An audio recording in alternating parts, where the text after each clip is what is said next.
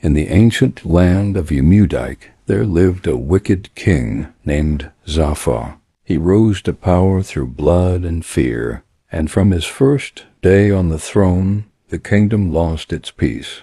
Zafar believed kindness was weakness. He increased taxes until families could not feed their children. Farmers worked without rest, yet their barns were empty. Anyone who questioned him disappeared at night. The palace was filled with gold, but the streets were filled with tears. The people prayed for a miracle. King Zafar trusted no one, not even his own blood. He believed fear was the only language people understood. So he created a secret guard made of the most ruthless men. In the land they moved in silence, dragging innocent people from their homes at night. Children grew up knowing the sound of heavy boots meant sorrow. Markets became quiet laughter, disappeared from the kingdom. Even the elders who once advised kings bowed in silence, while darkness covered Umudike. One night a stranger named Ikenna arrived at Umudike.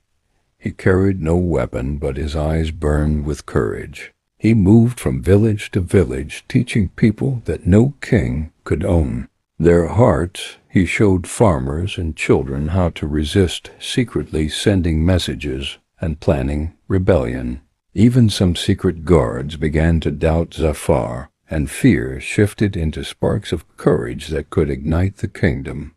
The whispers of rebellion grew louder. Ikenna gathered villagers, teaching them to fight with cleverness and courage. Each day people grew bolder, hiding messages in markets and fields. Even the king sensed shadows moving against him, but pride made him blind. The people prepared in secret, ready to rise against fear. For the first time in years, hope filled Umudike, and courage began to crack the walls of Zafar's tyranny. The night of reckoning came. Ikenna and villagers moved as one. The secret guards opened the palace gates. Zafar shouted commands, but no one obeyed. Fear he planted returned to him, and for the first time he trembled. The people flooded the courtyard with courage and determination, and the king realized that power gained through fear could vanish in a single night. Zafar was dragged before the people he once ruled with terror. He looked small without his throne, without guards, without pride. The elders spoke of hunger, blood, and pain. Zafar begged for mercy, but mercy was unknown to him. The people chose justice and stripped him of his crown, sending him into exile to live with the suffering he had caused. With Zafar gone, Umudike slowly began to heal. Homes were rebuilt, farms grew again, and laughter returned to the markets. Ikenna guided the people, teaching unity and wisdom.